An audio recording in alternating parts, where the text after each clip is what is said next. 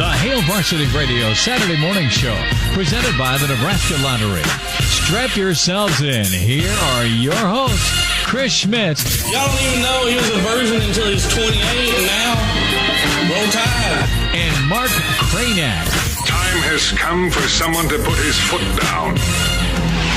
And that foot is me.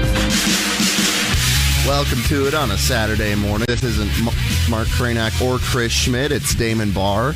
And get ready for a best of Hail Varsity Saturday morning. Chris is out on the baseball diamond, or at least he's socially distant watching from his car.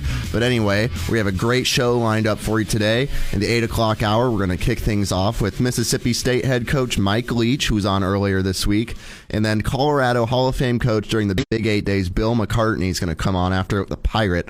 And then we have a special treat, the first annual, and I think the last annual, Hail Varsity Spelling Bee, Brandon Vogel versus Clausburn. That'll be a good one. And we're going to round out the show with Olympic champion wrestler out of UNL, Jordan Burroughs. But to start this hour off, we're going to have Director of Player Development for the Nebraska Cornhusker football team, Ron Brown. Back to it, Hail Varsity Radio, presented by the Nebraska Lottery. And let's welcome in a longtime coach at Nebraska and Director of Player Development at Nebraska, Ron Brown, back with us. Coach, how you doing?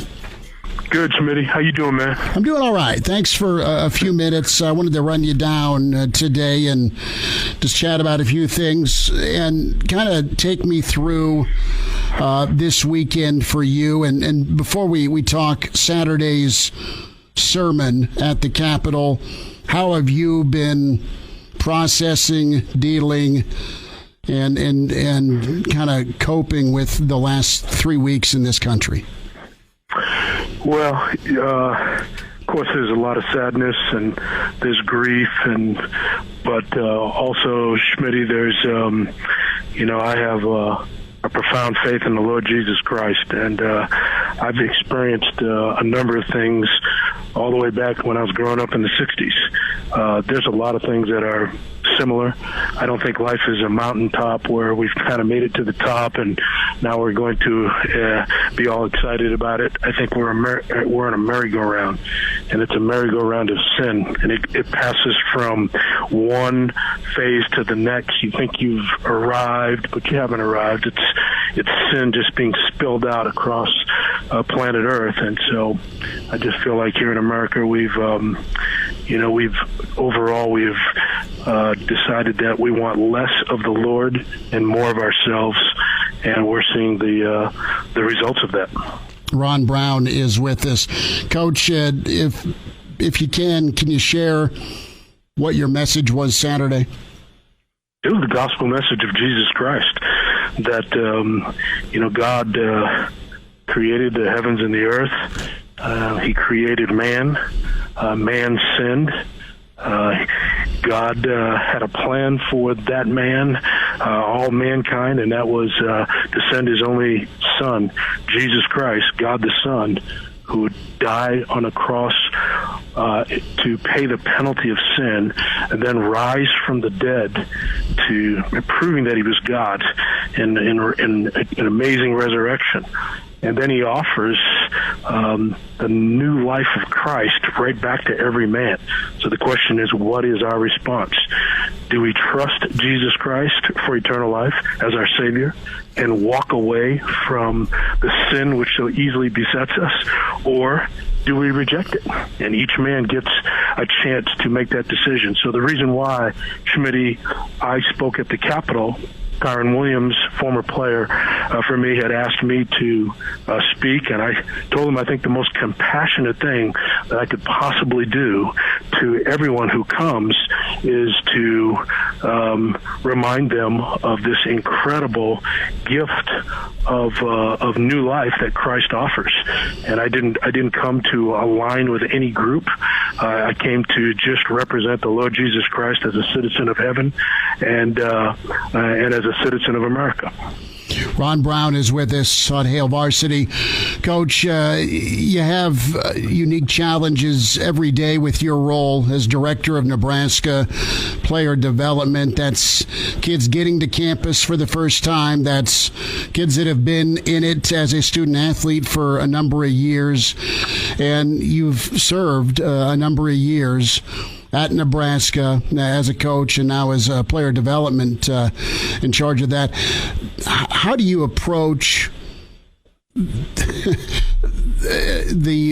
world today with the racism that exists? How do you approach the world today with COVID-19? Those are just two things that are pretty recent and prevalent right now. But just how do you go about your job daily with kids that, when everyone's back, obviously you're there for them?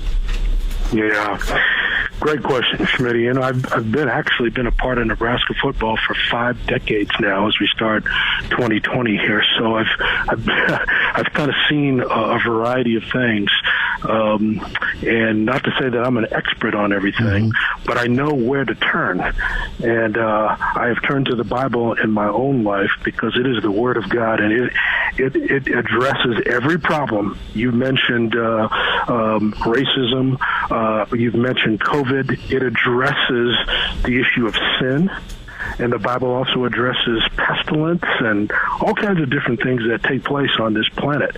I don't force the Bible on our players, but I allow the Word of God to shape me so that I can pour out the very love of Christ that's in me back to them, hopefully in a way that they can accept it and understand at least my love, and hopefully that will lead them to the love of Jesus Christ. So, for example, Schmitty, Colossians 1, verse 13 says that I've been rescued from the domain of darkness and transferred into the kingdom of light.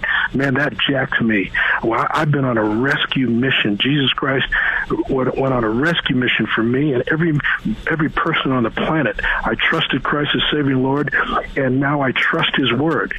The royal law that we sometimes know as the royal law in the Bible says to love God with all of your heart, soul, strength, and mind. And He says the second portion of the command is to love your neighbor as yourself. So, Schmitty, basically the rule is this. If you understand who God is in Christ, now you have a chance to really love your neighbor as yourself. That means your neighbor might not be just the guy who lives next door. It might be someone of a different race, someone of a different socioeconomic background or geographical location or what have you. So that's really the message. The football team here is a laboratory of love where we coaches get to pour out our love for these players that we've recruited and asked to come here to mesh as a team. You mentioned love, and that's a word that's no one's fearful to use and follow through on with Nebraska. Talking with former players as often as I do, or coaches or former coaches, I mean, that's kind of that's the foundation of the program, it sounds like. It always has been here. You know, when I first came here in 1987, I really appreciated Coach Osborne, and I love Nebraska. I love the fact that, you know, back in the 60s, Schmitty, when I was a little boy watching college football, there were schools that I was watching. Like, I remember watching the national championship game in 1969, Texas versus Arkansas, and clearly there were two schools that had said, we want segregation here, and so no African American players were allowed on the field. So I remember talking to my dad about Jim Crow and that whole issue. But, you know, during the 60s, if you really look back at Nebraska, I'm not saying that we were perfect, but, you know, Nebraska recruited in the late 60s two prominent black athletes, a Heisman Trophy winner and an Outland Trophy winner.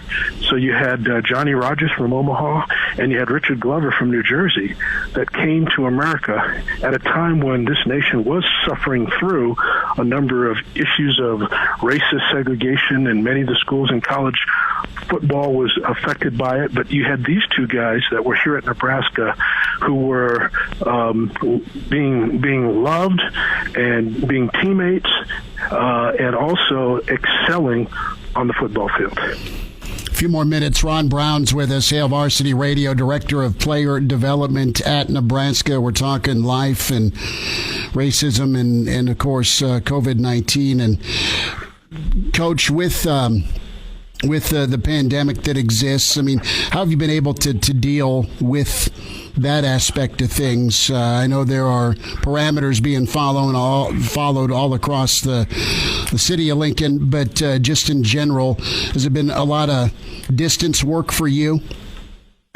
Yeah, I was like probably many people. We're on Zoom calls, and I was relating to players in a variety of different ways: Zoom calls, FaceTime, on the phone, and of course fellow coaches and other groups. Bible studies.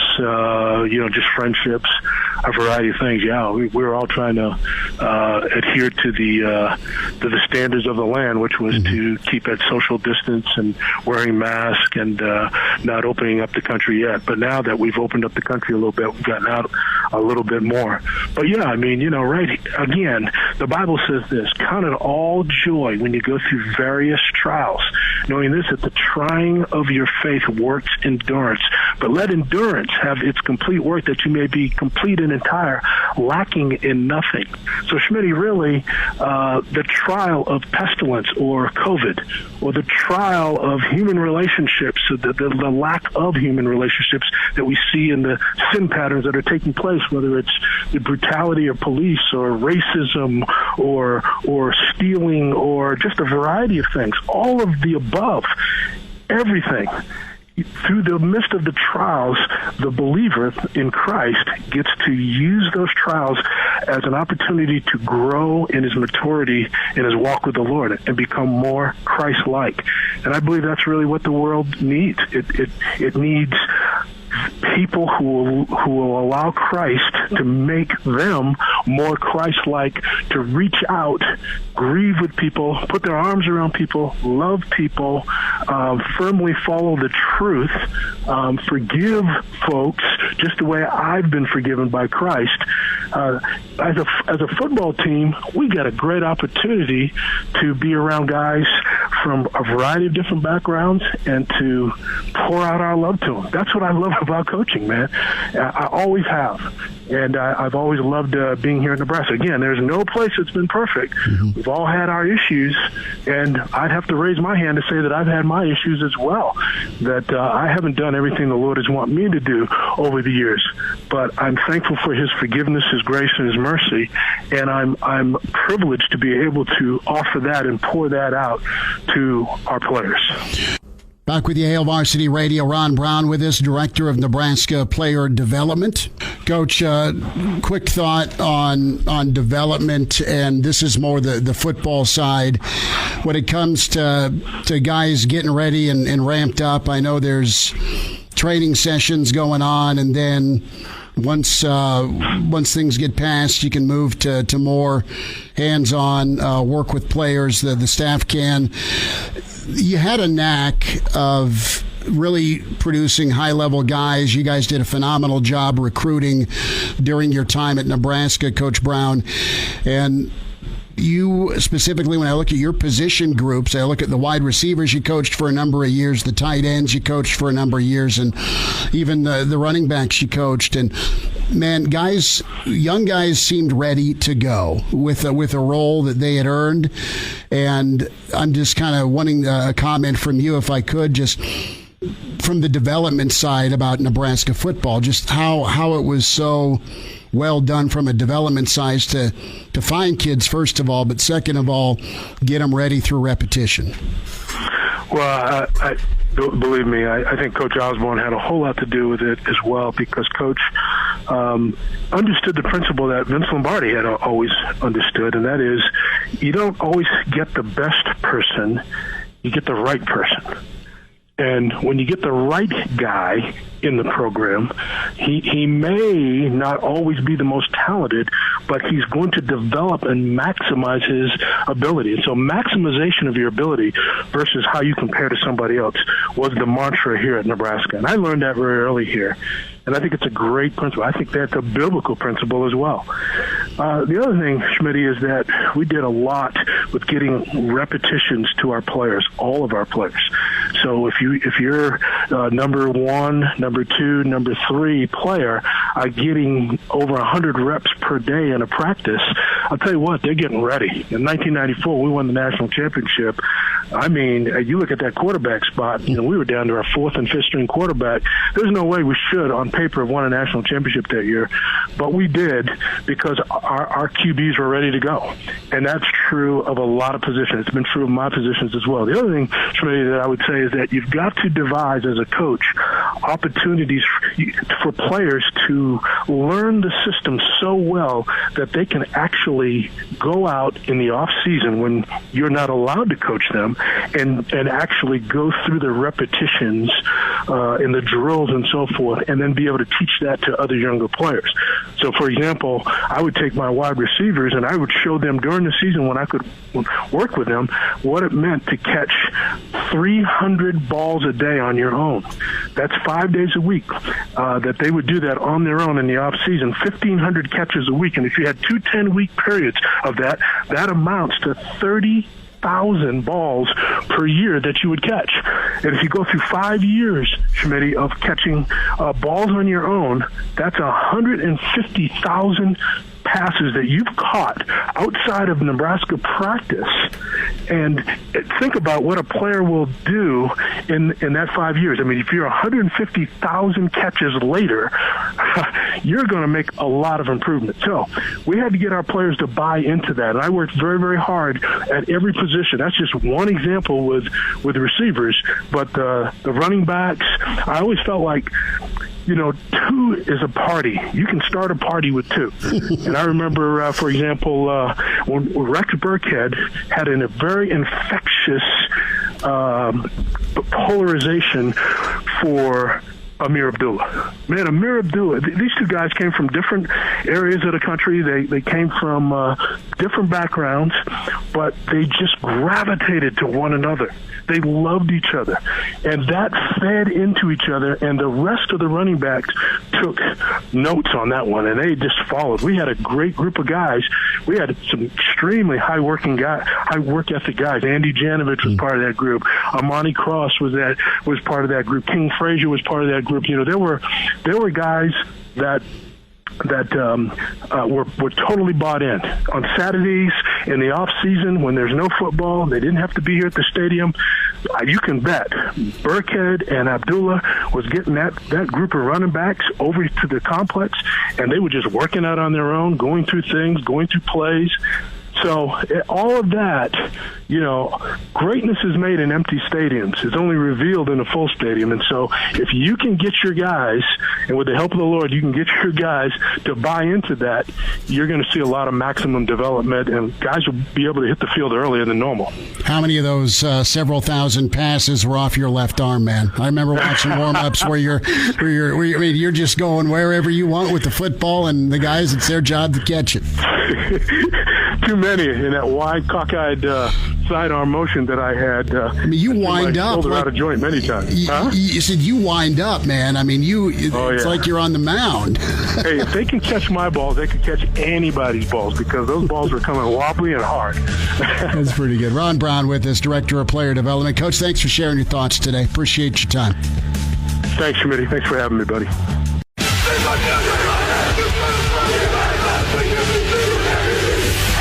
With Hail Varsity Radio, presented by the Nebraska Lottery, with Chris Schmidt and Mark Cranack. Back at it on a Saturday morning Hail Varsity edition of Best of Hail Varsity. Now we've got a special treat for you.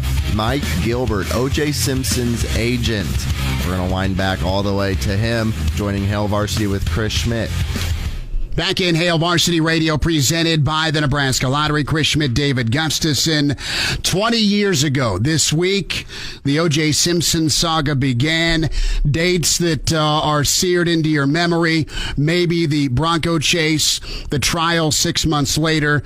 But it all started unraveling the 12th and 13th of June, 1994. A man close with O.J. Simpson before, during, and after the incidents. Mike Gilbert, his agent, with us now on Hail Varsity Radio, and author of How I Helped O.J. Get Away with Murder. Mike, it's been a few years. It's nice to speak with you again. Let's start with this anniversary, and the memories it brings back for you? Oh, boy, Chris, like we did speak a few years ago, but I remember the interview well. I had several at that time and throughout the 20 years that has passed. And as you remember, because, we've spoken other times as well, but the memories for me, because I was so close to it, are different than probably everyone else or most people. I was in Yosemite 20 years ago today. I had just finished a rock climb with my son David on the Royal Arches there in Yosemite National Park. Went to bed that night, woke up this morning 20 years ago in Yosemite, and decided to call my wife and let her know that I was going to stay a few extra days and do this rock climb, Lost Arrow Spire. When I called home, my wife picked up the phone and said, "You need to get to Rockingham. Nicole's been murdered and OJ's in handcuffs." And from there, it has been a blur, even to this day. Mike, you touched on some of the different things, looking back at your book on it. Do you have any, you said it's a blur, but do you have any conversation, remembrance of that conversation of what you had with OJ following that? Oh, yeah, no, I remember everything. It's just that, to be honest with you, Chris, I never could have imagined 20 years later that we would still be going into court and still be going back over what had happened back then. But it was, as I like to say, it was the first reality television show. You had everyone was an actor, they played their various parts, and it was, to me though, it was more a destruction of a legend and my childhood idol. As you well know, he was somebody that I had idolized from the time I was a young kid, and to see that unravel was difficult, especially being on the inside of that. O.J. Simpson's agent Mike Gilbert with us, Hail Varsity Radio, 20-year anniversary of the murders and the fall of, one of the greats in the NFL, and the upheaval for several families involved. Mike, I want to go back. How did you get involved, not only from an agent standpoint, but get involved with two greats from SC, O.J. Simpson and Marcus Allen? How did you get a part of this inner circle? I used to think I was one of the very lucky people that had realized a dream. Growing up, I was always active in sports, and I was always an SC fan. In fact, the second bet I ever made in my life was on USC against Ohio State in the Rose Bowl, which SC had lost. And I thought, one day I'm going to meet O.J. Simpson, and I'm going to get that 25-cent bet back from him because they lost, and I bet because of him. And through Marcus Allen, I met Marcus and started managing Marcus. And he actually had O.J. call me from O.J.'s place in New York City. I thought it was Marcus playing a joke on me, so I used some foul language because it was pretty late at night, but kind of in a funny way. And then I heard Marcus, "Mike, I'm here. This is Marcus, but you're talking to OJ." And so I was thoroughly embarrassed and thought, well, I don't think I'll ever represent that guy. And I flew out, met with him the next day. We discussed what was important, which was his image and, not breaking promises to his fans and so forth. So I had him from that day on until, throughout, the trial and probably a question that maybe you're going to ask about, but a lot of people do. They want to know why I stayed. Was it money? And it wasn't. I stayed knowing I was losing money because I was losing a lot of other athletes and a lot of corporate sponsors. But I just felt that I couldn't leave working for him when I had always known him to be just a great human being and very good to his fans and his friends and family. So that's why I stayed. Looking back, of course, it was a mistake because the choice that I made not only affected me, but it affected my family. Mike, when you look back on your conversations with OJ after that, the happening and the murders happened, what do you remember some of the parts of that conversation you had leading up to that trial? Probably the one that stands out the most was it wasn't immediately after the murders, because OJ was in just such a fog and daze and so forth. It was after the Bronco chase when I went to see him in jail. He had been in jail just a couple of days. And I remember he never denied killing Nicole, and he couldn't make eye contact with me. And I remember what stood out to me was the cut on his knuckle on his left hand. And envisioning how did he get it, and I could tell that wasn't from a broken glass. And at that point, it was just, I love you, OJ, and I'm here, and whatever you need me to do, I'll do. But it was like the shine had come off. He didn't have that aura that he had always maintained throughout his lifetime. Mike Gilbert with us, Hail Varsity Radio, and he has represented O.J. Simpson for a number of years. And his book out in 2008, How I Helped O.J. Get Away with Murder. Several theories and not much debate on the result of June 12th. What's your theory on what went down that night? Well, first of all, let me, if I may, I want to address the title of my book. That was changed by my publisher. That was by no way the title that I wanted. But the reason it came to that title was because I sat with my publisher and I said, the murders happened June 12th. However, those murders began years before with the verbal abuse and things that a lot of us weren't made aware of because, there's things that you don't know about your friends that they keep hidden. And I was aware of the one domestic violence call. But, looking back at that, everyone helped OJ get away with murder, including Nicole's family. Because, they would send Nicole back into the situation. Her friends would send her back because, hey, it's OJ. My gosh, that's OJ Simpson. So a lot of people helped it get to that point. And that's the unfortunate thing is that I look back, and to this day, I've never had the strength to go to Nicole's grave because I should have given her a voice, even though he was my client and he was my friend. I never asked. I never asked if she was okay or what was going on. And that's why I don't think that I deserve to go to her grave. Because a lot of people, I didn't know a lot of the details that other people did. And so a lot of people were involved in what happened that night just through looking the other way. One of the most famous portions of that trial was when they brought the glove out. What was going through your mind when you were watching that unfold with the situation with the glove in the O.J. Simpson trial? Chris, oddly enough, OJ and I discussed the glove, and that's one of the elements that my publisher wanted to change the title of the book because I wasn't worried about the glove fitting or not fitting because, in my opinion, the expert had flown out, measured OJ's hands, said these are the exact size of gloves that he would wear.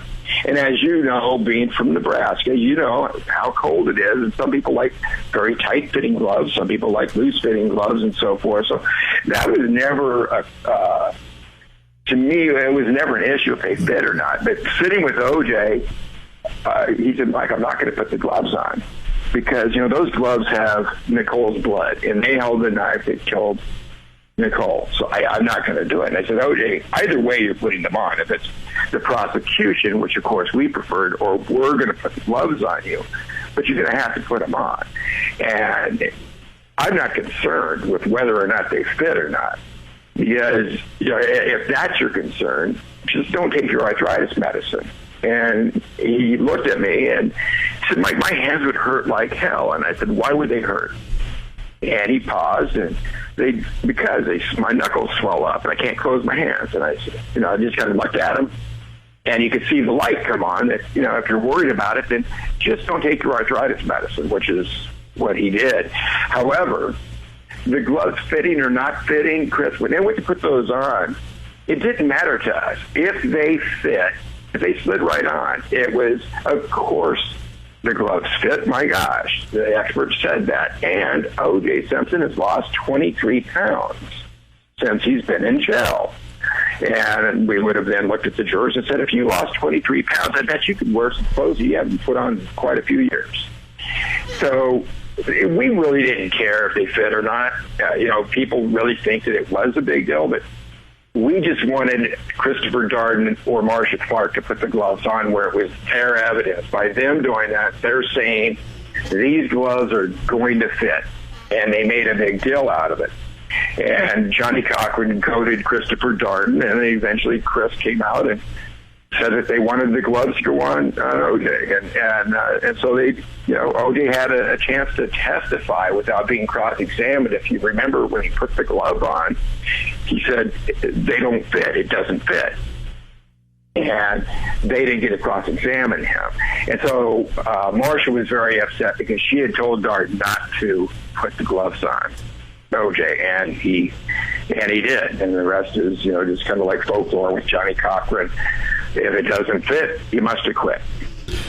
Mike Gilbert with us, Hail Varsity Radio, represented O.J. Simpson as his agent for a number of years. And Mike, O.J.'s acquitted, and then the civil trial comes out. He's found liable for $30 million plus to the families.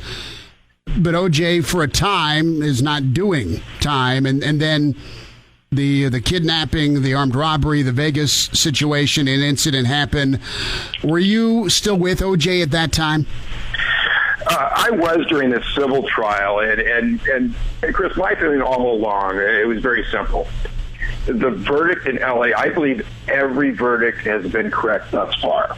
When the criminal verdict, when you're finding some of the blood evidence that had blood preservative in it and that was in photographs in July, but they weren't in the police photographs taken June 13th, not 20 years ago today.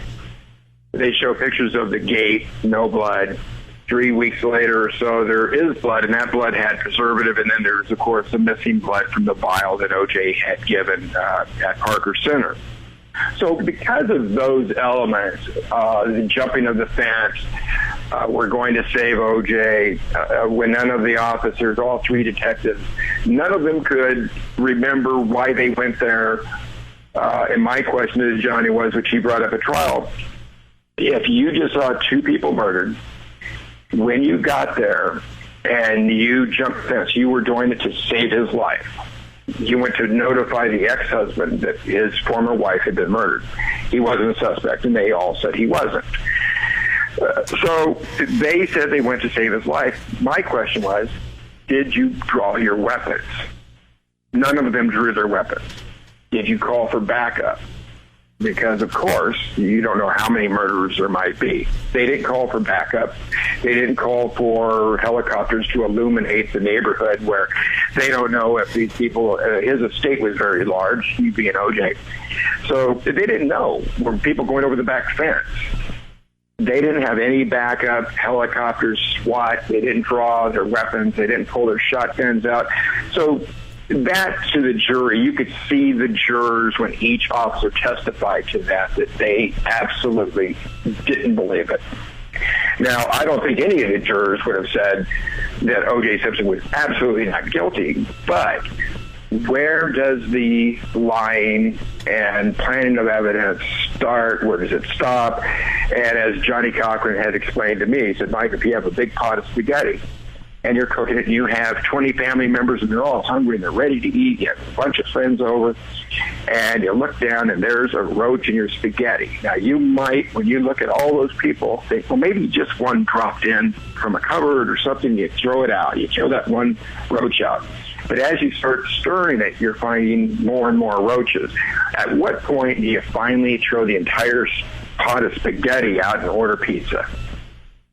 And he said the same thing with a verdict. When do you say, what's real and what isn't? The blood drops, the cut on the knuckle, of course. Later, after the trial, he admitted that he, in fact, had done it.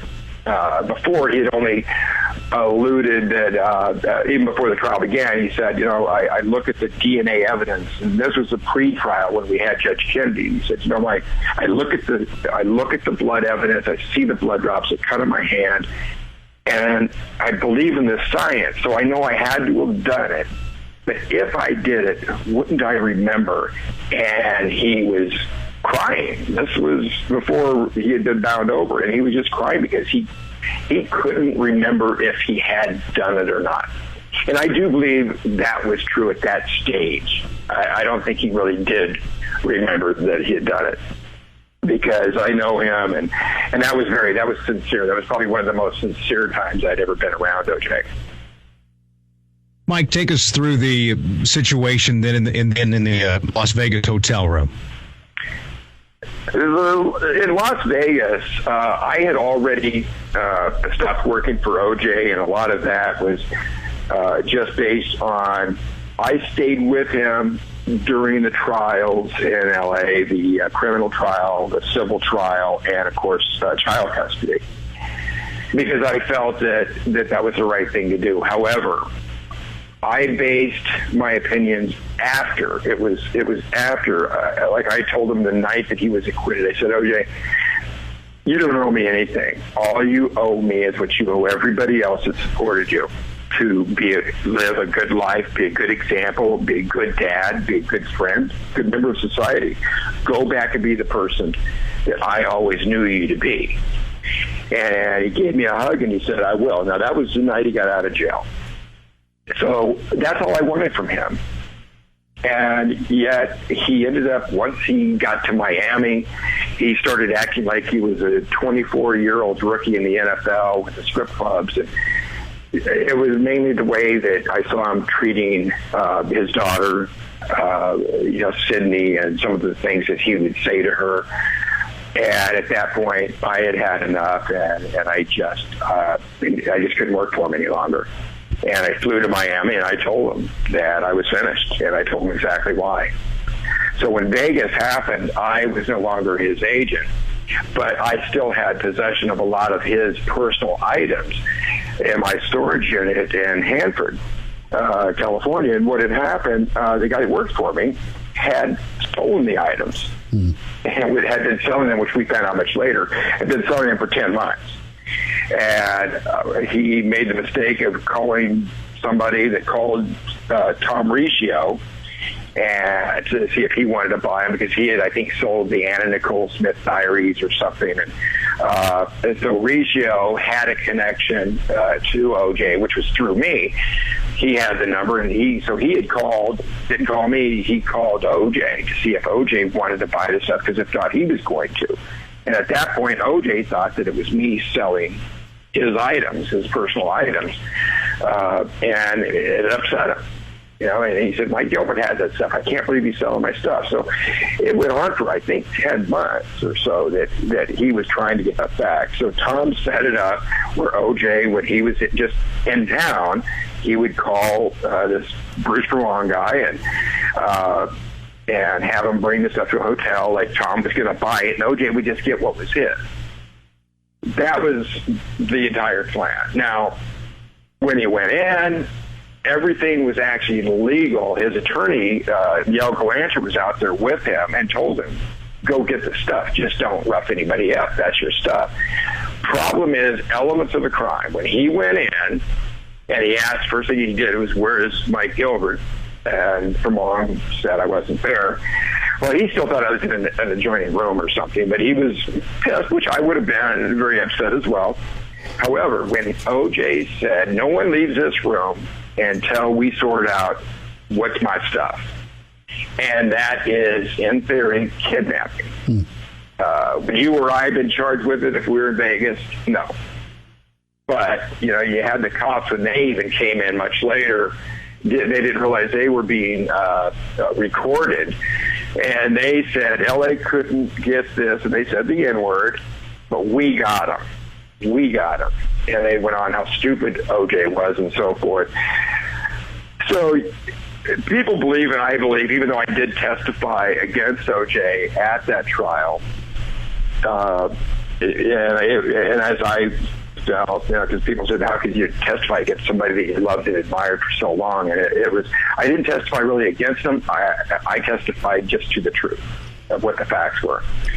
So would anybody else have been charged, convicted? Truthfully, I don't believe they would have, because the guys that went in with guns were given probation, and he's given 9.5 to 33 years. So one of the TV stations in Las Vegas did a very large survey to find out what people thought, and Clark County came out over 80% believed that he was convicted for what he had done in L.A. and what they feel he got away with. Well, that's probably true. However, that's not how our system is supposed to work. Mike Gilbert with us, Hail Varsity Radio, former agent with O.J. Simpson. Mike, is O.J. in good health? Is he in poor health? What do you believe is his current state? The last time I saw him, Chris, he didn't look real good. He had bloated almost. If he would not have been in jail, I would have thought he had become an alcoholic, because his face was very swollen. Had put on a lot of weight, but he still had, the sparkle in his eye when I saw him at the hearing last May, so just over a year ago. But he's starting to show his age, and the appeal, of course, was denied, which of course shocked even a lot of the people that were against O.J. They were surprised that out of 21 elements, that not one was proven. When people that hated O.J., a lot of them, they came to me later and said, I hate the guy, and he should have been doing life in prison in California, but this should have been overturned. So it still has a shot. The problem was the current DA in Los Angeles, or in Clark County, his wife was the judge that heard the trial in Las Vegas. So the current DA's wife was the judge when O.J. was found guilty. Mike Gilbert with us, Hail Varsity Radio. Go ahead, Gus. Mike, I was just going to say, as you look back, is there anything that you wish you would have done differently? Oh, God, Gus, yes. Oh. Like I said a few minutes ago, looking back, I made decisions not based on finances. I based them on loyalty. And however, when I made those decisions, which I didn't realize at the time, had a very adverse effect on a lot of the people in my life. My wife began drinking. I began receiving hate mail, death threats, white supremacist, neo-Nazis. You name it, I got it. People were giving out all of my various phone numbers, and the stress of that for my wife, and then my young kids hearing messages, we're gonna kill your kids and leave them on your doorstep like Ron and Nicole. What that did to my family can't be repaired. And that was my decision. And I guess the hardest thing, Gus, that I look at is Fred Goldman and his family. They can put a face to the devil, the person that ruined or destroyed their lives. And that face is O.J. Simpson. That is their demon. But I can't put O.J.'s face on it, because I made the decision I chose. So I can't blame O.J. So when I look at who destroyed my life and the lives of my family, it was me. And perhaps I deserved it, but my family didn't. And that is a regret that 20 years later probably burns deeper with every year, because I see the aftermath. and nothing can ever change that. Well, thank you for asking. That's an amazing question. Thank you. Former agent with O.J. Simpson, Mike Gilbert, with us. Mike, it's nice to speak with you again. Thanks for bearing your soul and your experiences with us. And if we are out your direction for the Fresno, Nebraska game, we will for sure try and look you up. But thanks for your time and taking us through the last 20 years. Absolutely. Well, and guys, go Huskers, and even if you don't make it out, maybe give me a call and we can do a show just comparing Fresno State and Nebraska. And one last thing, go Trojans. I'm sorry, guys. I have to throw that out. It's all right. You're an SC guy through and through. Mike Gilbert with us on Hail Varsity. Mike, take care and thank you. Nice speaking with you guys again. Thank you. The Hail Varsity Radio Saturday Morning Show, presented by the Nebraska Lottery. Strap yourselves in. Here are your hosts, Chris Schmidt. Y'all don't even know he was a virgin until he's 28, and now, roll tide. And Mark Cranack. Time has come for someone to put his foot down. And that foot is me. Welcome back on a Hail Varsity Best of edition on a Saturday morning. If you've not been with us, we had Ron Brown and O.J. Simpson's agent Mike Gilbert on last hour. Coming up in about 20 minutes, we're going to have Colorado Hall of Fame football coach Bill McCartney, followed that by the first ever and I think the last ever annual Hail Varsity Spelling Bee, Brandon Vogel versus Clausburn. You're not going to want to miss that one. And then we're going to round out the hour with Olympic champion wrestler Jordan Burroughs. But without further ado, we're going to take it over to the Pirate, Mike Leach. Back into it. Hour 2, it's Hail Varsity Radio, presented by the Nebraska Lottery. We say hi to the coach at Mississippi State, Mike Leach. Coach, how's it been for you here the last couple of weeks? And it's great to get caught up with you again. Thanks for your time today. Well, I appreciate it. It's great to be on again. And, of course, it's been a funny year. And, and it hasn't been business as usual. But hopefully everybody's making the most of their time. I wanted to ask you, what have you been able to do with your team from just a leadership standpoint with all the social unrest that's been going on around the country? How have you been able to communicate and lead with your guys? Well, that's always hard when you can't talk to them face to face. I think that's the most difficult thing because, I think one of the most important deals is everybody wants to be heard. Everybody, I think, wants the same thing. And, as far as everybody to be treated equally. And then, and I think everybody wants to be heard. And I think that's, really kind of one of the biggest keys to racial harmony. But with this business where nobody can talk to anybody except for on the computer, in our case, we can't meet with our players. We can't communicate with our players just on the computer. It makes it tough because it's a whole different level of communication when you're face to face, one-on-one with everybody. But we've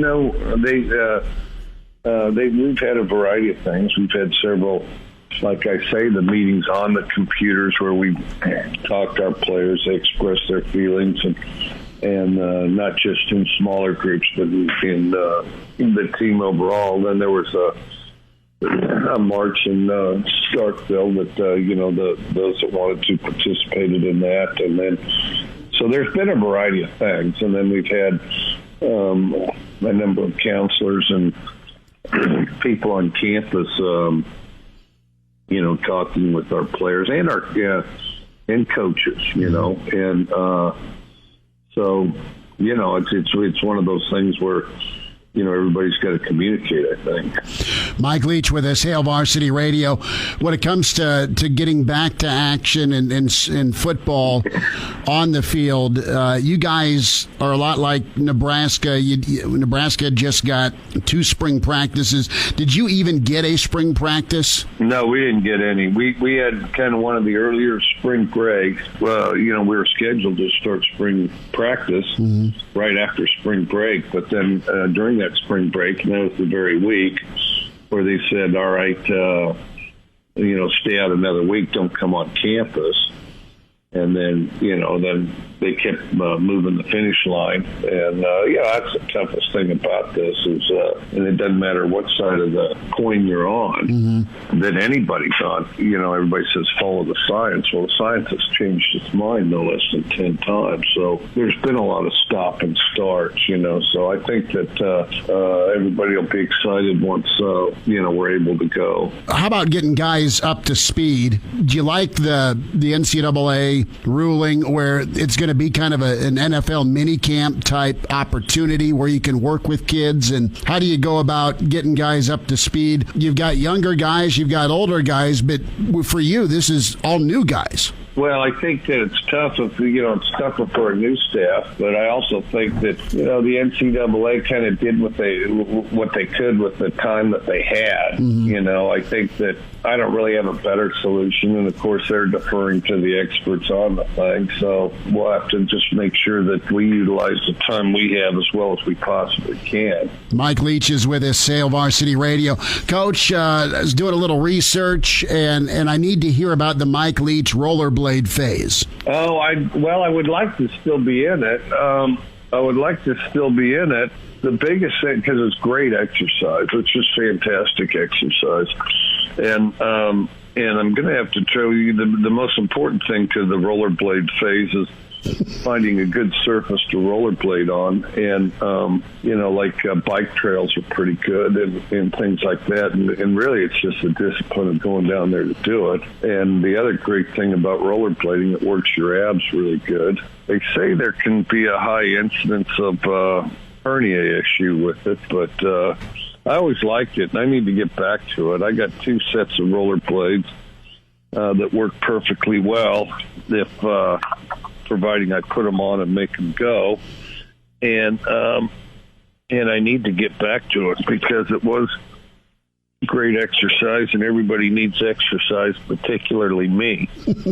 When did the rollerblade phase begin, and were you able to stay upright?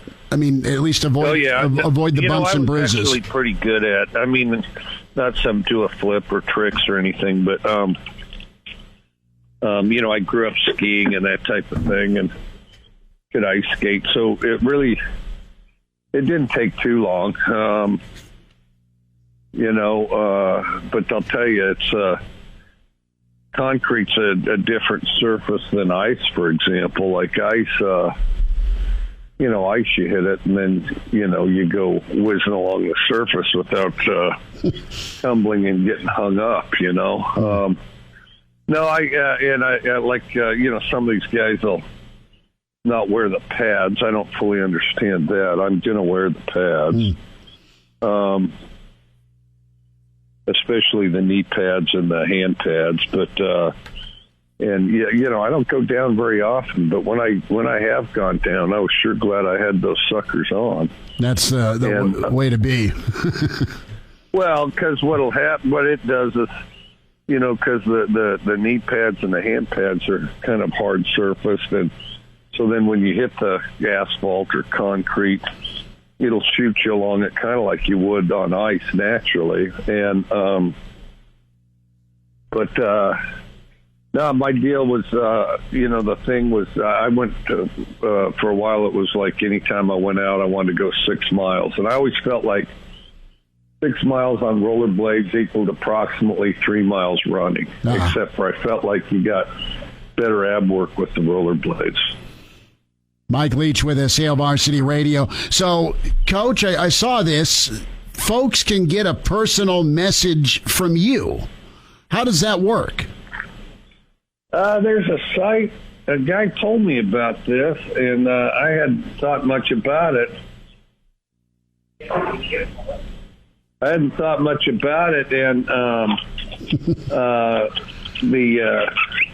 got a guy doing some work here, and he does a great job. This guy, I mean, he knows something about everything, can fix anything and everything. But so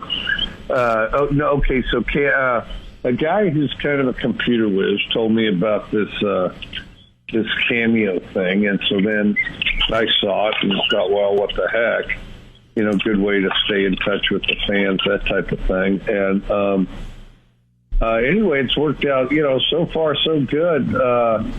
I think everybody ought to go on Cameo and take a look. And, you see somebody you like, they'll shout out to you for a birthday or Father's Day or just for the heck of it, So who would you want a cameo from?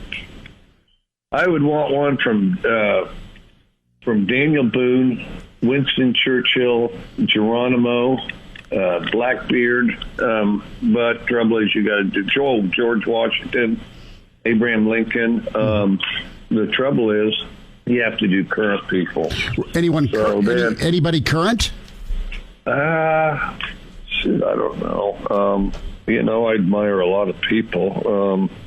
Golly, I haven't given it much thought. I'll tell you who I really liked. I talked to him on the phone once or twice, and I met his dad a couple times. I was a big Don Mattingly guy. I really liked Don Mattingly when I was going to law school. Big time first baseman, man. He was great. Donnie Baseball. And I think we're about the same age, actually. While he's preoccupied playing in the major leagues, I was going to law school, Mm-hmm. and so that was the thing there. And so I was preoccupied going to law school, but I think we're about the same age. And then it was funny because I met his dad. I'd go to Southern Indiana because there was a Wildcat club there in Southern Indiana. Hang on one sec. It was that board right there. That one right there was down. Maybe they just wedged it back in there. That one right there, you see? What do you got going on at the house? Just getting some boards. It was that one right there, right that your hand's on. Oh, there it is. Yeah, so they just stuffed it up there. Okay, so everybody got to be involved in home repairs on this, so this will be one for the ages. But so I was at the University of Kentucky at the time, and sometimes they'd send me to speak at these things. And so Southern Indiana, I went and spoke at the Wildcat luncheon in Evansville. Mm-hmm. Well, and so then there's a guy, just looked like an older version, but looked exactly like Don Mattingly, you see. And so anyway, I met him, talked to him and all that. And of course, everybody's fascinated by something that you're not, that they're not doing. So, of course, I was interested in baseball. And then Mr. Mattingly the dad was interested in football and had a good conversation and all that. Because everybody's a fan of somebody, and I find that out sometimes you'll run across somebody famous that watches our games or something like that. And, you're kind of embarrassed at times that you don't know a ton about what they're doing, but they know a great deal about, maybe some of our games or something like that. No, he'd be one of them, though, for sure. Couple minutes left. Mike Leach with us, Hail Varsity Radio, head coach at Mississippi State. Coach, did you see on Twitter yesterday somebody got real busy superimposing coaches of the SEC and other conferences on females? Yeah, I saw that. What'd you think of your portrait? Well, some of them are trying to dress their guys up a little more than I am, and to be perfectly honest, some of them look sluttier than others. I still had very much a masculine quality, so I did appreciate that part of my caricature of that. Well, so you're telling me you wouldn't dress as conservatively?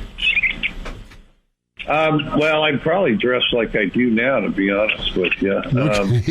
And I would probably dress like I do now, but I'd be lying if I didn't see my sisters a little bit in that picture of me when they turned me into a woman, So I got to ask, there has been a coyote problem in South Lincoln, near my neighborhood, near the great area of Holmes Lake, and Animal Control's on it. They're great folks, and they do a wonderful job, but there's been coyote sightings all over the south and southeast part of Lincoln. I got to ask you, have you ever messed with a coyote? Have you ever had any interaction with a coyote? Yeah, I have. They won't let you get close to them. The problem is everything, it depends what you're trying to preserve, like quail, or something like that. Usually rabbits, you got too many of those anyway. Chickens can be a problem. Kittens or small dogs can be a problem because coyotes will just make a meal out of them for sure. They'll eat anything.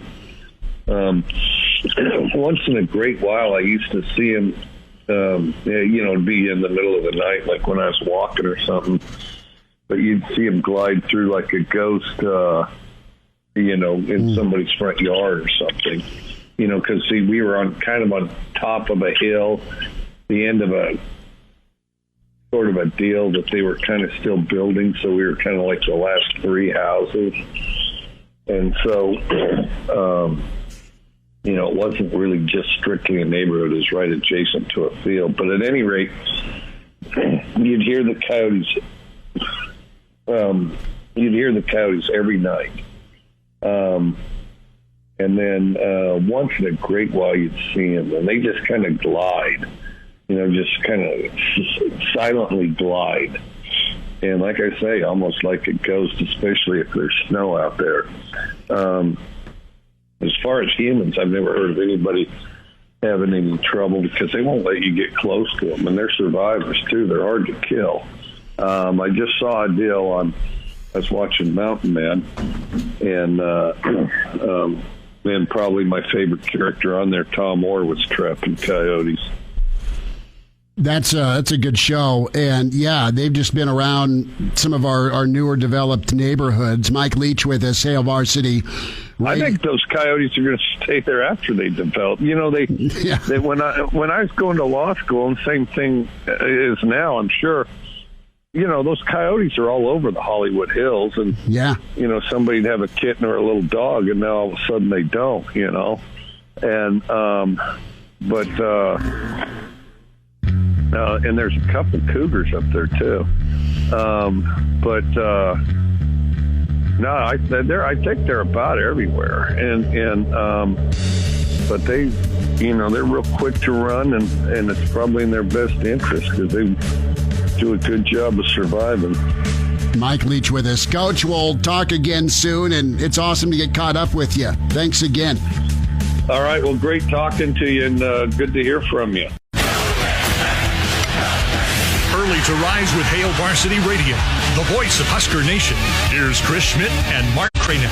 Great to have you in on Hail Varsity Radio, a best of edition. We'll start things off with Colorado coach and Hall of Famer Bill McCartney from a couple years back. Thanks for a few minutes, and I want to start off with just what it means for you to get into the College Football Hall of Fame. You did great things at Colorado, but you retired, and was it a little discouraging to wait that long to get in? Not really. I guess I never really believed the dream. And keep in mind, I'm a little different in the sense that when I was 7 years old, I'm 72 now. Mm-hmm. When I was 7 years old, I knew I was going to be a coach. Okay. Now, I know that some guys are going to be president and some guys are going to be governors, but all I ever wanted to be was a coach. So from the earliest that I can remember, I used to study my coaches. I used to critique them, and then, around my favorite coach, you know who it was? Adolph Rupp. From Kentucky, right? Yeah, and he's been gone a long time, so that tells you something. But Bobby Knight, I traveled around and I was a student. When he was at Army, I was following him before he ever went to Indiana. And then I played for a guy by the name of Dan Devine at Missouri, and he was very successful, and I had the good fortune to be with Bo Schembechler at Michigan for 8.5 years. So I was around some good guys. Yeah, Coach, I wanted to kind of go into just your time at Michigan and coaching under Bo Schembechler and just the things that you were able to kind of take away from obviously a great coach in his own right and be able to apply that at a very successful career at Colorado. What was some of the main things that you were able to learn under Coach Schembechler?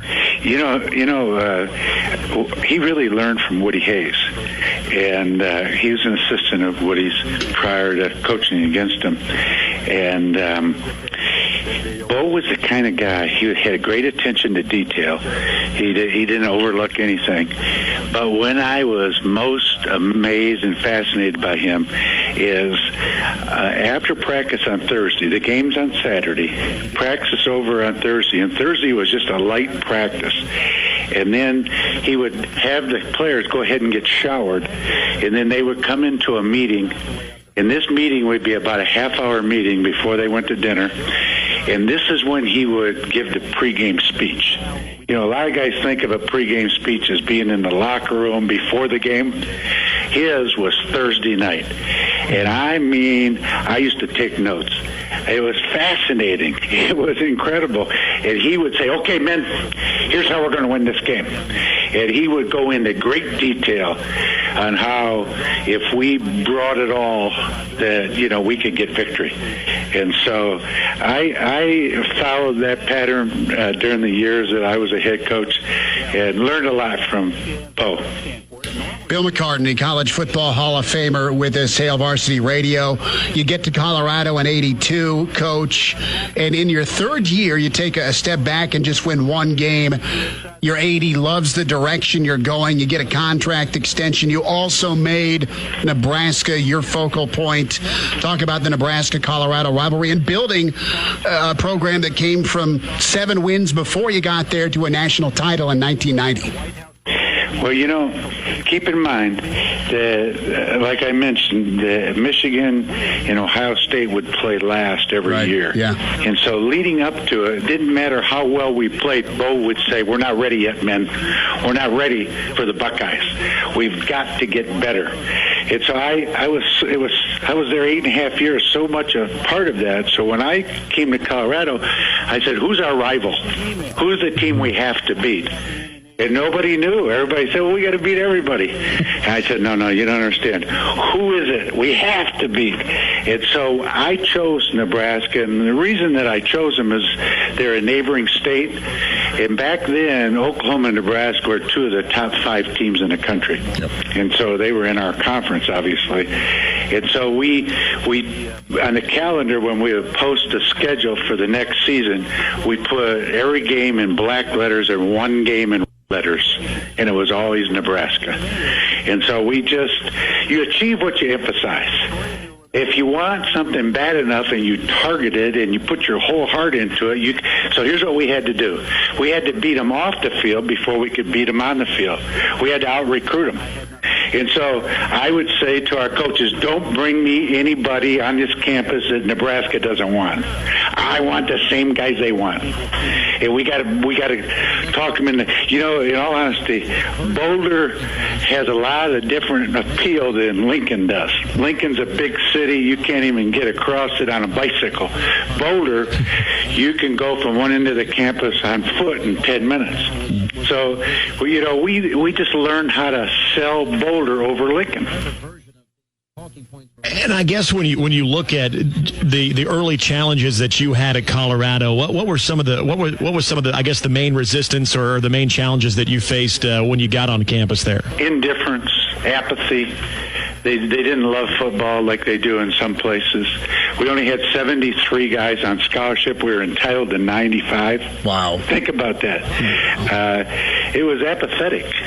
It just wasn't. As good a football guy as Chuck Fairbanks is, half of his squad that he recruited the year before I got there were junior college kids. In other words, they were looking for a quick fix instead of getting the kid. What you have to do, between the ages of 18 and 22, those are the formative years. That's when a boy becomes a man. That's when a boy leaves home and learns what it is to take responsibility. Right. So you want them when they're freshmen. You want to speak into them. You want to cultivate them. You want to bring them along. And So it took a while to do that. Keep in mind, I got hired June 10th, 1982. Okay, Chuck Fairbanks resigned June 1st, 1982 to go coach the New Jersey Generals in the old USFL. And so I didn't even recruit my first freshman class. But the first freshman class that we did recruit in 1983, we took 16 in-state kids.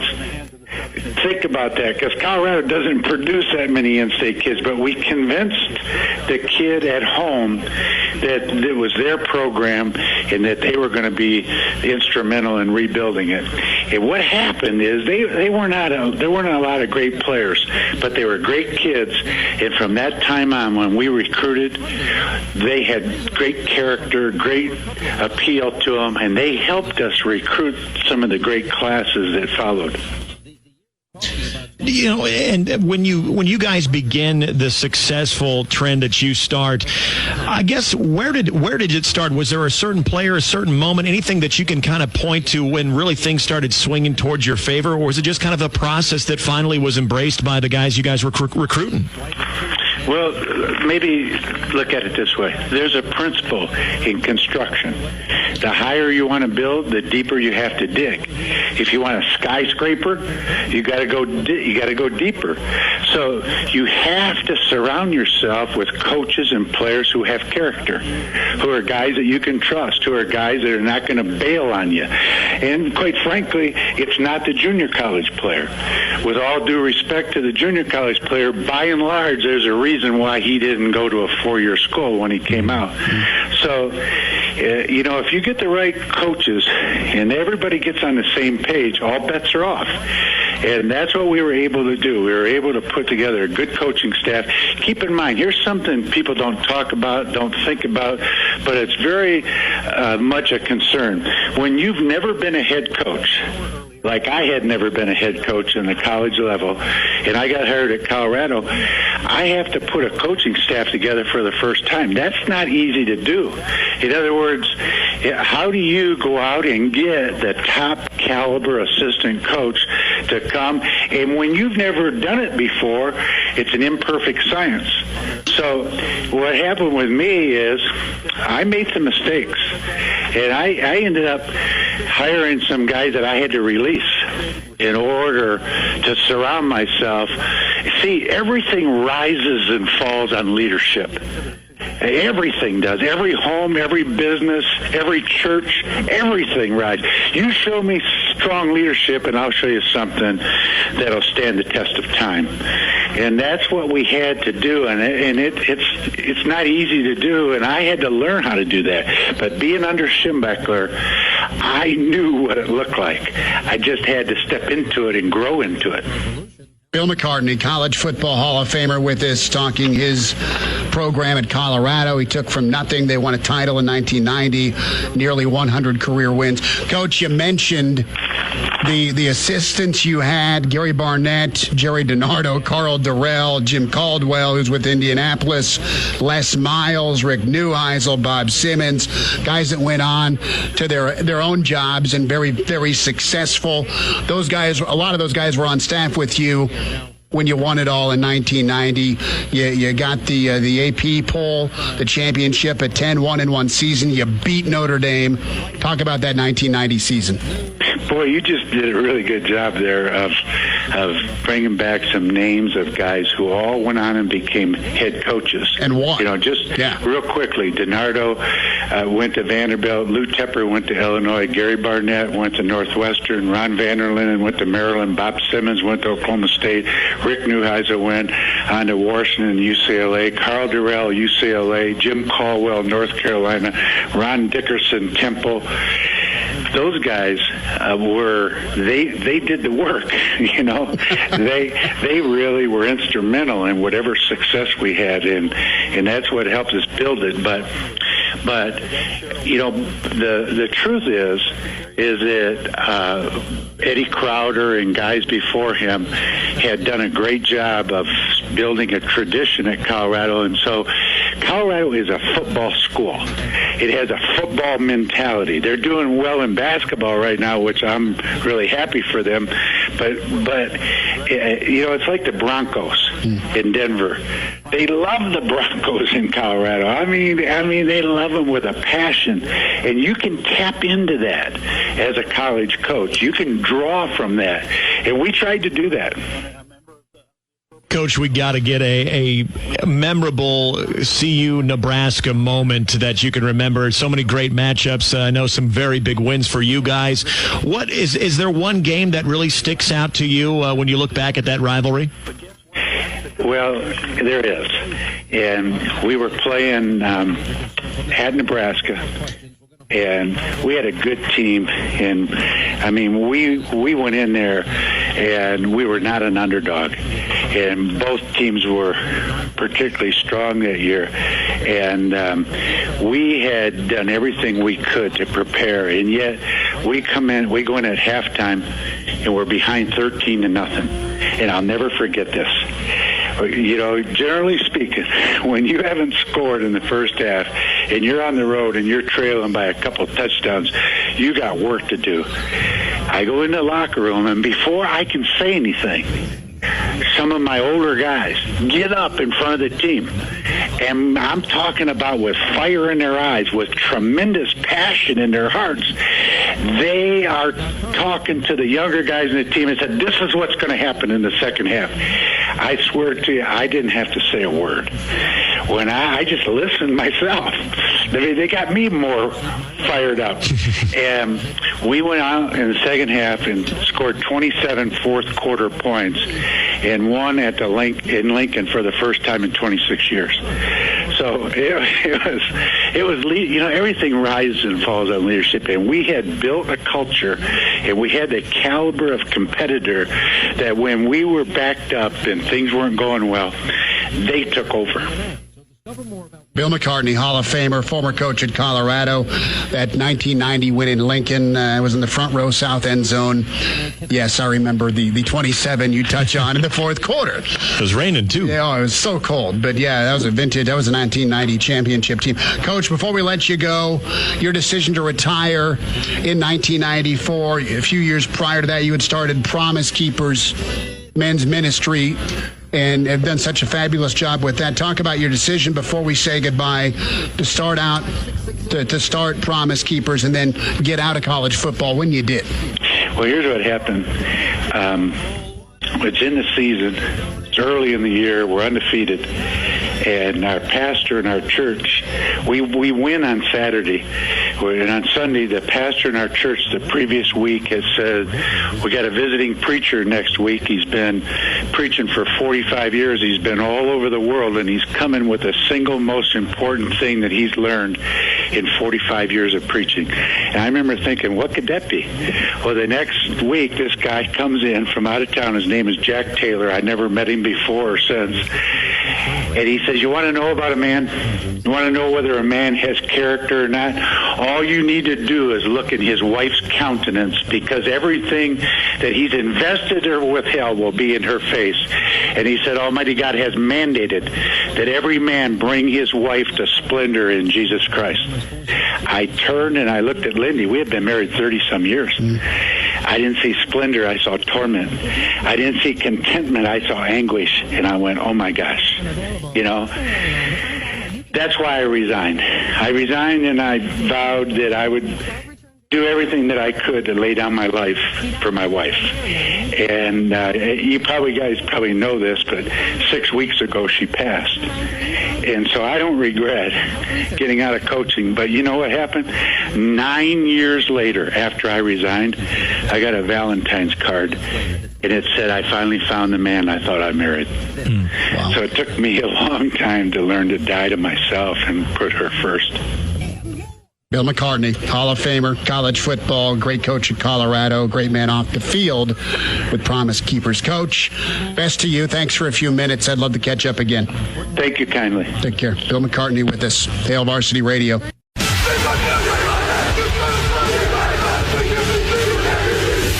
back with Hail Varsity Varsity Radio, presented by the Nebraska Lottery with Chris Schmidt and Mark Cranack. Back with you, Hail Varsity Radio, Hail Varsity Magazine. The best of Hail Varsity continues, and we have to include one of our favorites. That is Clausburn. He's imaginary. He wears red, and he participated in a spelling bee, the first annual Hail Varsity Spelling Bee. Jay Moore, TJ Henning, myself, we were all judges. Brandon Vogel, one of the smartest dudes around of Hail Varsity, versus Clausburn.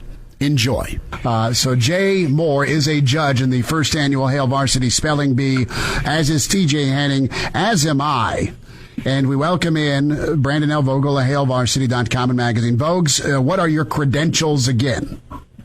My credentials are that I placed in some Box Butte County spelling bee that I can no longer remember, but it was probably second, third, fourth grade, somewhere around there. That was impressive. Clausburn, how are you, sir? Well, I'm doing okay. I feel a little ambushed, but as long as we don't have more than 2 syllables, I suppose I'll be okay. Okay, that'll work. And you're not ambushed. Clausburn, you're pretty bright. You're well-read, aren't you? Well, I do come from a family of learned doctors. There we go. We go with a little music here. Okay, the first word goes to Brandon L. Vogel. Football. Football. Country of origin, please. America. Okay. Football. F-O-O-T-B-A-L-L. Football. Judges. That's correct. Okay, good work.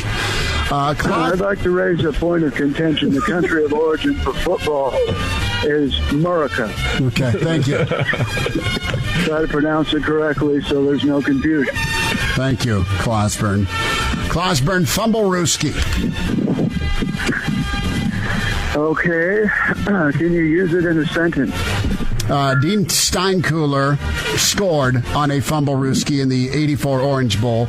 Will Shields ran it against Colorado in 1992. Fumblerooski. F-U-M-B-L-E-R-O-O-S-K-I.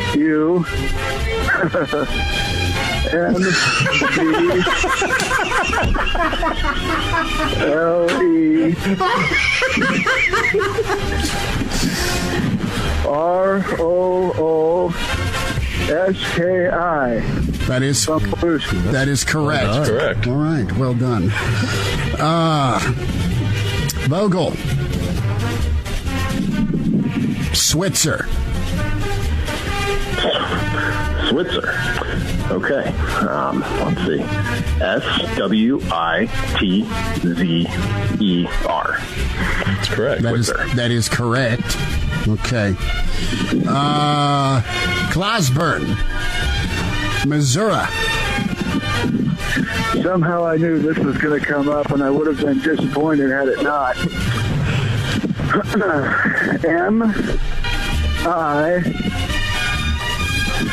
Let's see, now I'm confused. Does it go Z or S?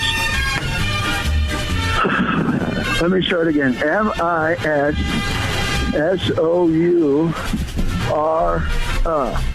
Missouri.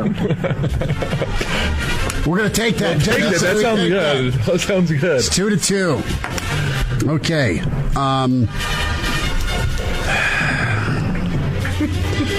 Vogues, this is tough.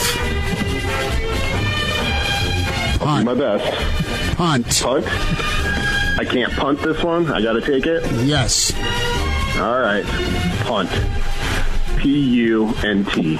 Punt. Any more brain busters? All right. Clausburn. Kamani Fred.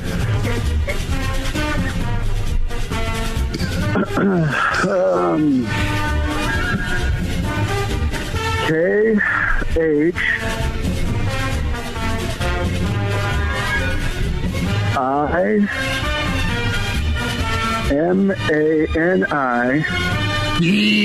No. Clausburn.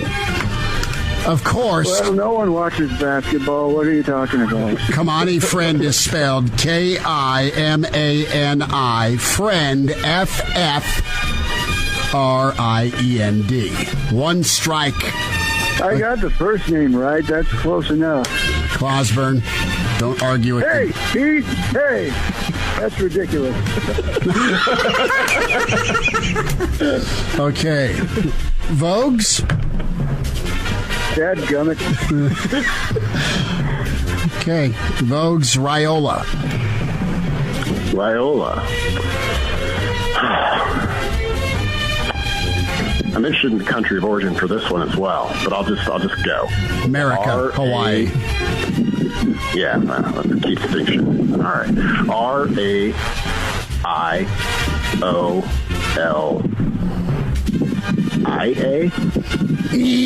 Oh, vote! So close. Raiola. So we each have a strike here. It's okay, though. I believe Raiola is also an affordable family sedan from Japan, so just trying to... Wow. Clausburn, you're up. Okay. Gonorrhea. C-A-R-L. Is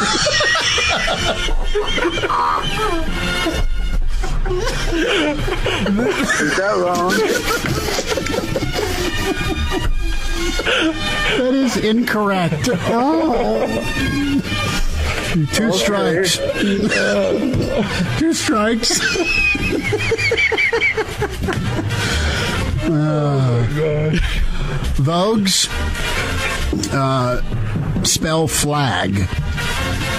Flag. Okay. F-L-A-G.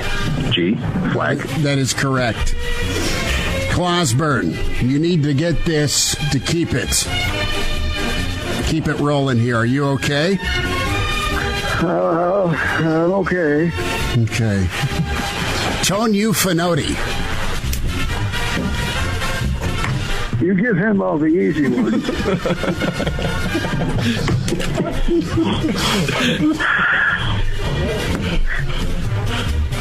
T-O... And I really don't think you need any more letters than that.